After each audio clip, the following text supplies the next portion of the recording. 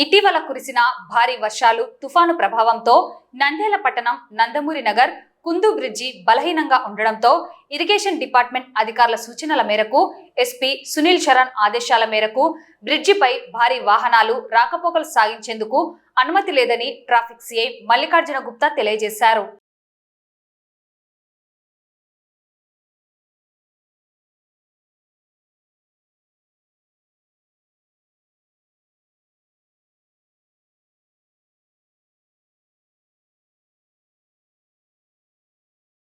నంద్యాల ప్రజలకు ముఖ్యంగా తెలియజేయడం ఏమనగా, మన రాణి మహారాణి నందమూరి నగర్ వైఎస్ఆర్ నగర్ రూట్లో పోయే కుందు నది మీద ఉన్న బ్రిడ్జి మొన్న వచ్చిన తుఫాను వలన కొద్దిగా వీక్ అయిందని, దాని మీద హెవీ వెహికల్స్ పోతే ప్రమాదం జరగడానికి అవకాశం ఉందని చెప్పి మన వాళ్ళు ఇరిగేషన్ సంబంధించిన డిపార్ట్మెంట్ వాళ్ళు మనకు సూచించడం జరిగింది.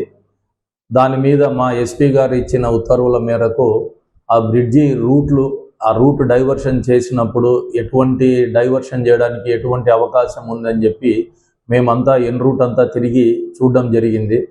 కానీ అది ఈ రూట్ బంద్ చేయడం వలన పబ్లిక్ ఖచ్చితంగా కొద్ది ఇబ్బందులు పాలు కావడం జరుగుతుంది.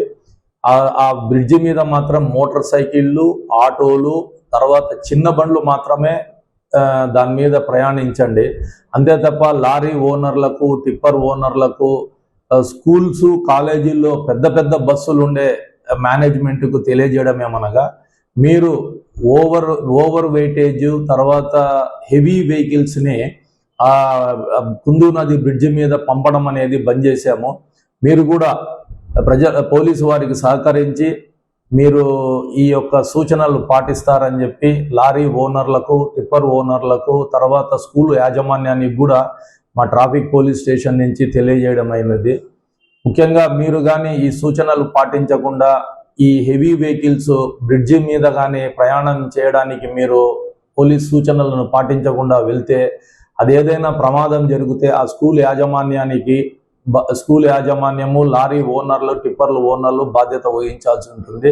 వాళ్ళ మీద చట్టపరమైన చర్యలు తీసుకోవడానికి కూడా వెనకాడము.